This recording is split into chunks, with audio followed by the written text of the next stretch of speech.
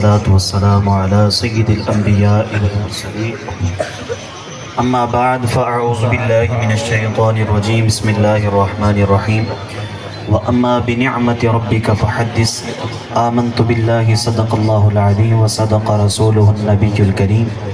إن الله وملائكته يصلون على النبي يا أيها الذين آمنوا صلوا عليه وسلموا تسليما سبا وزبلن پڑھی الصلاة والسلام عليك يا رسول الله الصلاة والسلام عليك يا نبي الله وعلى آلك واصحابك يا سيدي يا نور الله. اللہ تبارک و تعالیٰ کی حمد و ثنا کے بعد نبی کریم رؤوف الرحیم امام الانبیاء محمد مصطفیٰ صلی اللہ تعالی علیہ وآلہ وسلم کی ذات ببرکات کے اوپر درود و سلام کی نذرانے پیش کرنے کے بعد میں نے آپ احباب کے سامنے اللہ تبارک و تعالیٰ کے پاک کلام قرآن کریم فرقان حمید کی ایک آیہ کریمہ تلاوت کرنے کا شرف حاصل کیا. خالق کائنات نے قرآن کریم کے اندر ارشاد فرمایا وَأَمَّا بِنِعْمَةِ رَبِّكَ فَحَدِّثْ. جب تمہیں اپنے رب کی طرف سے کوئی نعمت ملے تو تمہیں چاہیے کہ اس نعمت کا خوب چرچا کرو، اس نعمت کا خوب چرچا کرو. جب اپنے رب کی طرف سے نعمت مل جائے تو انسان کو چاہیے کہ اس نعمت کا چرچا کرے کہ اللہ نے ہمیں یہ فلاں نعمت عطا فرما دی ہے. انسان اگر اپنی طرف دیکھے نا، اپنی طرف دیکھے تو اللہ نے اسے پکڑنے کے لیے ہاتھ عطا فرمائے ہیں، سننے کے لیے کان عطا فرمائے ہیں، سونگھنے کے لیے ناک عطا فرمایا ہے، بولنے کے لیے زبان عطا فرمائی ہے، چلنے کے لیے پاؤں عطا فرمائے ہیں. لیکن کسی ایک نعمت پہ بھی میرے رب نے یہ نہیں فرمایا کہ میں نے تمہارے اوپر احسان کر دیا ہے. لیکن جب اپنے محبوب کی باری آتی ہے اللہ فرماتا ہے لَقَدْ مَنَّ اللَّهُ عَلَى الْمُؤْمِنِينَ إِذْ بَعَثَ فِيهِمْ رَسُولًا. میں نے اپنا محبوب تمہارے اندر مبعوث فرما کے تمہارے اوپر احسان فرما دیا ہے. اے مومنوں، تمہارے اوپر اللہ نے احسان فرما دیا ہے. وَاذْكُرُوا نِعْمَةَ اللَّهِ عَلَيْكُمْ. یاد کرو اللہ کا احسان، یاد کرو اللہ کا احسان جو اللہ نے تمہارے اوپر فرمایا ہے. اللہ تبارک و تعالی نے فرمایا کہ میں نے اپنا محبوب تمہارے اندر مبعوث فرما کے تمہارے اوپر احسان فرما دیا ہے. تو اب امتی کو بھی چاہیے کہ جس اللہ تبارک و تعالی نے اپنا پیارا محبوب اس امت کو عطا فرما دیا ہے، امتی کو بھی چاہیے کہ وہ اپنا فرض ادا کرے، کہ امتی ہونے کا فرض ادا کرے. علماء فرماتے ہیں کہ جو میرے پیارے نبی کریم علیہ السلام نے اپنی مبارک زندگی کے اندر ایک مرتبہ امتی کہا ہے، اگر امتی ساری زندگی نبی نبی کرتا رہے تو ان نبی کے ایک مرتبہ امتی کہنے کا حق ادا نہیں کر سکتا. میرے نبی ساری زندگی اپنے امتی کے لیے بخشش کی دعائیں مانگتے رہے، یا ربی حبلی امتی، اے اللہ میری امت میرے حوالے فرما دے. آپ فرماتے ہیں کہ اگر امتی ساری زندگی نبی نبی کرتا رہے تو میرے نبی کا ایک مرتبہ امتی کہنے کا حق ادا نہیں کر سکتا. تو امتی کو چاہیے کہ نبی کی سیرت پہ عمل کرے، نبی پاک علیہ السلام کے بتائے ہوئے طریقے کے مطابق اپنی زندگیوں کو گزارے اپنی زندگی کے اندر، اور نبی پاک علیہ السلام کی سیرت کے مطابق اپنی زندگی کو گزارے. تو آج ہم نبی پاک علیہ السلام کا ذکر خیر سننے کے لیے حاضر ہیں کہ اللہ کے پیارے حبیب کو اللہ تبارک و تعالی نے بڑی شان عطا فرمائی ہے. یہ نبی پاک علیہ السلام کا میلاد ہو رہا ہے اور ہم سنی تو میلاد مناتے ہی ہیں، ہماری قسمت کے اندر یہ میلاد لکھا ہے. میں اب آج کوئی آپ کو یہ بتاتا ہوں کہ سرکار علیہ السلام کی اس امت سے پہلے بھی لوگوں نے سرکار کا جشن منایا ہے، سرکار کا جشن منایا ہے، سرکار کے قصیدے گائے ہیں، حضور کا ذکر خیر کیا ہے، حضور کے ترانے گائے ہیں. آپ نبی کریم علیہ السلام کی شان و عظمت کا اندازہ اس بات سے لگائیں کہ اللہ تبارک و تعالی نے اگر ہمیں نبی عطا فرمایا ہے تو امام الانبیاء عطا فرما دیا ہے، اگر ہمیں قرآن عطا فرمایا ہے تو تمام کتابوں کی سردار قرآن عطا فرما دیا ہے. اے امتی، تیری قسمت پہ قربان جاؤں، اگر اللہ نے تجھے امت بنایا ہے تو تمام امتوں کا سردار بنا دیا ہے، تمام امتوں کا سردار بنا دیا. نبی پاک علیہ السلام نے جب مکہ سے ہجرت فرمائی نا، آپ مدینے کی طرف آئے. علامہ بدر الدین عینی رحمۃ اللہ تعالی علیہ عمدۃ القاری شرح بخاری کے اندر اس کو تحریر فرماتے ہیں کہ نبی پاک علیہ السلام نے جب مکہ سے ہجرت فرما کے حضور مدینے کی طرف تشریف لائے نا، تو ہر بندے کی یہ خواہش تھی کہ نبی پاک علیہ الصلوۃ والسلام میرے گھر کے اندر تشریف فرما، کملی والے مصطفیٰ ہمارے گھر کے اندر آ جائیں۔ لیکن فیصلہ یہ طے پایا کہ نبی پاک کی اونٹنی جس کے دروازے پہ بیٹھ جائے گی، اللہ کے محبوب اسی گھر کے اندر جلوہ گر ہوں گے، اسی گھر کے اندر جلوہ گر ہوں گے۔ اب گھر اور بھی تھے، صحابی اور بھی تھے، عشق کرنے والے اور بھی تھے، پیار کرنے والے اور بھی تھے، لیکن یہ اونٹنی جو تھی یہ حضرت ابو ایوب انصاری رضی اللہ عنہ کے دروازے کے سامنے جا کے بیٹھ گئے، دروازے کے سامنے جا کے بیٹھ گئے۔ اب یہ اونٹنی حضرت ابو ایوب انصاری رضی اللہ تعالی عنہ کے دروازے کے سامنے کیوں بیٹھی، اس کے بارے میں علامہ بدر الدین عینی رحمۃ اللہ تعالی علیہ آپ تحریر فرماتے ہیں۔ آپ فرماتے ہیں کہ یمن کے کچھ حکمران تھے، وہ یمن سے مکہ کی طرف آئے اور مکہ سے پھر انہوں نے یثرب کی طرف ہجرت فرمائی، یعنی جس کو ہم مدینہ کہتے ہیں، مدینہ کی طرف آئے۔ وہ یمن کا حکمران جس کا نام طبہ تھا، جس کا نام طبہ تھا، اور اس کے ساتھ 400 اللہ کے نیک بندے تھے، 400 اولیاء تھے، 400 اللہ کے نیک بندے تھے جو ہر وقت اس کے ساتھ رہتے تھے۔ دیکھیے کہ طبہ وہ جو یمن کا حکمران ہے، یمن سے مکے آیا، مکے سے مدینے کی طرف آیا، اور وہ جو 400 نیک پرہیزگار متقی لوگ تھے وہ پچھلی آسمانی کتابوں کا علم جانتے تھے، قرآن کا نہیں، پچھلی آسمانی کتابوں کا علم جانتے تھے۔ وہ لوگ طبہ سے کہنے لگے کہ اے طبہ، ہم نے ساری زندگی تیرا ساتھ دیا ہے، ساری زندگی تیرے ساتھ رہے ہیں، لیکن آج ہم اس سرزمین پہ آ گئے ہیں کہ جہاں اللہ تبارک و تعالی اپنا آخری محبوب مبعوث فرمائے گا، اس جگہ پہ اللہ کے نبی تشریف لائیں گے۔ لوگوں نے فرمایا، وہ 400 علماء وہ عرض کرنے لگے، اے طبہ، اب ہم تیرا ساتھ نہیں دیں گے، ہم اب اسی زمین کے اوپر ڈیرے لگائیں گے۔ وہ طبہ کہنے لگا کہ اس کی وجہ کیا ہے، اس کی کیا وجہ ہے کہ تم 400 لوگ اکٹھے ہی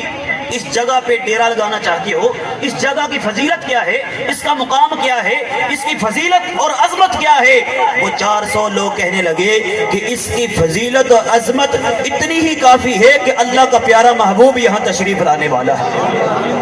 اللہ کا پیارا محبوب یہاں تشریف لانے والا ہے۔ وہ 400 لوگوں نے کہا کہ ہم یہاں اب ڈیرے ڈال لیں گے، اب یہاں سے نہیں جائیں گے۔ تو وہ طبہ کہنے لگا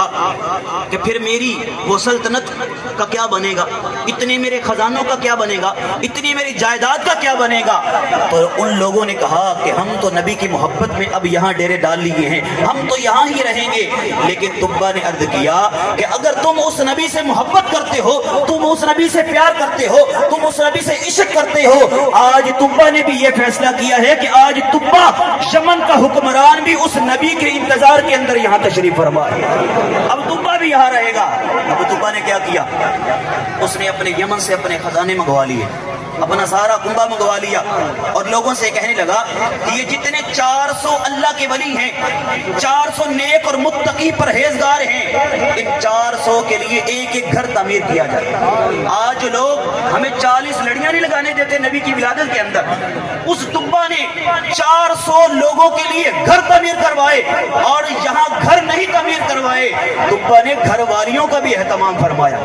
گھر والیوں کا بھی اہتمام فرمایا، اپنے پیسے سے، اپنے پلے سے طبہ نے 400 لونڈیاں خریدی، اور ان کو آزاد کر کے ان 400 علماء، 400 متقی، 400 پرہیزگار لوگوں کے ساتھ ان کا نکاح کیا۔ اور طبہ نے کہا کہ یہ لوگ اللہ تبارک و تعالیٰ کے نیک بندے ہیں، پاکیزہ بندے ہیں، ہم اس نبی کا انتظار کرنے کے لیے آج یہاں تشریف فرمائے ہیں کہ جو اللہ اپنا آخری محبوب بھیجنے والا ہے،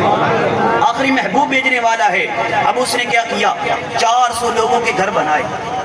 یہ کس لیے ہو رہا ہے؟ نبی پاک علیہ الصلوۃ والسلام کی ولادت کی خوشی کے اندر ہو رہا ہے۔ طبہ کتنا خرچہ کر رہا ہے، کتنے مکان بنا رہا ہے، کتنی عورتوں کی شادیاں کر رہا ہے، کتنے مردوں کے ساتھ کر رہا ہے، کتنا اخراجات کر رہا ہے۔ آج جو ہمیں نبی پاک کی ولادت کے اندر لنگر کھانے نہیں دیتے، طبہ نے بتا دیا کہ میں 1000 سال پہلے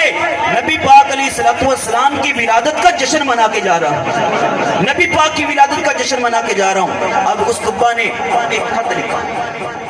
خط لکھا. خط لکھنے کے بعد اس زمانے کے اندر مہر لگانے کا رواج تھا, لیکن تبا نے کیا کیا, سونا پگھلا کے, سونے کو پگھلا کے اس سونے کی مہر جو ہے اس خط کے اوپر لگائی, اور زمانے کو بتا دیا کہ جناب نبی کی ولادت کی خوشی کے اندر جو بندہ اتنا خرچہ کرتا ہے, جو اتنے اخراجات کرتا ہے, اللہ کے پیارے محبوب اور اللہ تبارک و تعالی اس بندے کی دنیا بھی بہتر فرما دیتا ہے, آخرت بھی بہتر فرما دیتا ہے, آخرت بہتر فرما دیتا ہے. اب اس طلبہ نے خط لکھا, اور اس خط کو جو 400 علماء تھے, جو 400 متقی پرہیزگار تھے, ان میں سے جو سب سے بڑا عالم تھا, اس کو یہ خط دیا اور کہنے لگا کہ اگر میں زندہ نہ بھی رہا, میں اس دنیا سے چلا جاؤں گا, میری اولاد چلی جائے گی, میرے پوتے پڑپوتے یہاں سے چلے جائیں گے, میری نسل ختم ہو جائے گی, لیکن ایک دن یہ آئے گا, یہ ایک ہماری نسل آئے گی, ایک یہ انتظار کی گھڑی آئے گی کہ ان کی نسل کے اندر اس میں سے ایک شخص ایسا ہوگا جو امام الانبیاء کی زیارت فرمائے گا, حضور کی زیارت فرمائے گا. اب اس نے خط لکھا, اس بڑے عالم کو دیا, وہ فوت ہوا, اس کی آگے اولاد, نسل در نسل, نسل در نسل, خط چلتا چلتا چلتا چلتا آگے بڑھا. آخر کار وہ خط جو تبا نے لکھا تھا, تبا نے خط لکھنے کے بعد لوگوں کہا کہ یہ 400 گھر تو میں نے جو تعمیر کر دیے ہیں, اب ایک گھر اور تعمیر کیا جائے گا, ایک گھر اور تعمیر کیا جائے گا. اب اس زمانے کے اندر بمشکل کسی کو ایک کٹھیا نصیب ہوتی تھی, بمشکل. تو تبا نے حکم فرمایا کہ اے لوگو, اس زمانے کے اندر بمشکل کسی کو ایک کٹھیا نصیب ہوتی ہے, میں یہ حکم دیتا ہوں کہ یہ گھر 2 منزلہ تعمیر کیا جائے گا,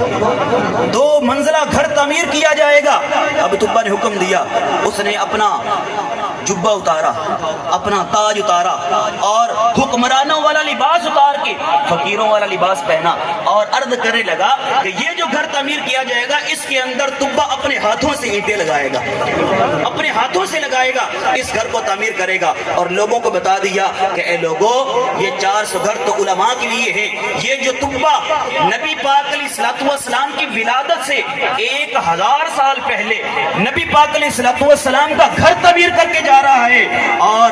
لوگوں کو بتا دیا کہ یہ خط نسل در نسل چلے گا. پھر وہ جب چلا تو اس گھر کے اندر, اس زمانے کے اندر 1000 سال کے بعد جو گھر تبا نے تعمیر کروایا تھا, اس گھر کے اندر حضرت ابو ایوب انصاری تشریف فرما تھے. وہ جو 2 منزلہ گھر تعمیر کروایا گیا, اس کے اندر حضرت ابو ایوب انصاری تشریف فرما تھے. اور وہ جو خط جس بندے کے پاس تھا, اس کا نام تھا ابو لیلہ, ابو لیلہ اس کا نام تھا, اس کے پاس وہ خط تھا. وہ بندہ نبی پاک علیہ الصلوۃ والسلام کو جانتا نہیں تھا کہ یہ اللہ کے محبوب ہیں, یہ اللہ کے پیارے ہیں. وہ جب نبی پاک علیہ الصلوۃ والسلام کے سامنے آیا نا, تو حضور نے فرمایا کہ تو ابو لیلہ ہے, تو ابو لیلہ ہے. وہ بندہ حیران ہے کہ میری ملاقات نہیں ہے, میں نے دیکھا نہیں ہے, ان کے ساتھ کوئی تعارف نہیں ہے, یہ میرا نام بھی جانتے ہیں. نبی پاک علیہ الصلوۃ والسلام نے ارشاد فرمایا کہ اے ابو لیلہ,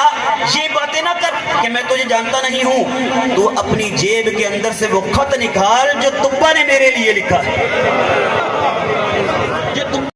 کہ نبی پاک علیہ الصلوۃ والسلام کا علم غیب کتنا کمال کا ہے. حضور نام بھی جانتے ہیں, اس کی جیب کو بھی جانتے ہیں, جیب کے اندر جو ہے اس کو بھی جانتے ہیں, اس کے اندر جو لکھا ہے وہ بھی جانتے ہیں, کب لکھا ہے وہ بھی جانتی ہے, کس نے لکھا ہے وہ بھی جانتے ہیں, اور کس محبت سے لکھا ہے وہ بھی جانتے ہیں,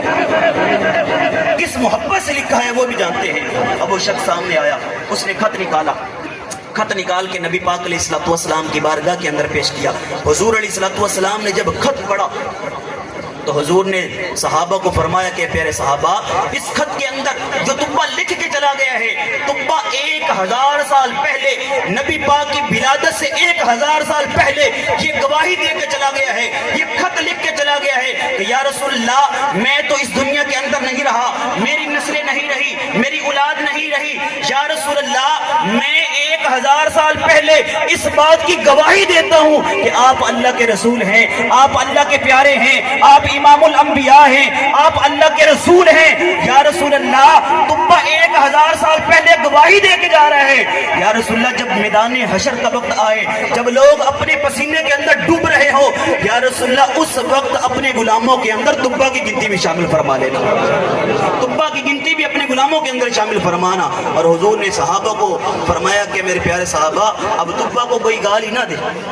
تبا کو کوئی گالی نہ دے۔ اور 3 مرتبہ نبی پاک علیہ الصلوۃ والسلام نے فرمایا مرحباً یا تبا، مرحباً یا تبا، مرحباً یا تبا، یعنی نبی پاک علیہ الصلوۃ والسلام مرحبا کہا۔ 1000 سال پہلے نبی کی جو ہے نبوت کا وہ اعلان کر کے جا رہے کہ یہ اللہ کے محبوب ہوں گے، یہ اللہ کے پیارے ہوں گے، یہ امام الانبیاء ہوں گے۔ اور حضور نے فرمایا کہ تبا نے جو میرے ساتھ عشق کیا ہے، جو پیار کیا ہے، اے لوگو، میں تمہیں یہ حکم دیتا ہوں کہ آج کے بعد تبا کو گالی نہ دے۔ تبا میرا سچا عاشق ہے اور مجھ سے پیار کر کے گیا ہے۔ اللہ کریم ہم سب کو نبی پاک علیہ الصلوۃ والسلام کی ولادت کا جشن منانے کی توفیق عطا فرمائے، آمین بجاہ نبی الامین صلی اللہ تعالی علیہ وآلہ۔